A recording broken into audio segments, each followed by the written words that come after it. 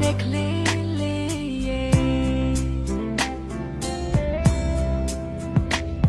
ဒီနေ့ကမလာတော့နောက်နေများစွာလေချက်ချင်းပဲပြောင်းလေမျောလေးသမျှဖြစ်ဖို့မလွယ်ချင်တာမြင်မဖြစ်ခဲ့ငိုပါနဲ့ကလေး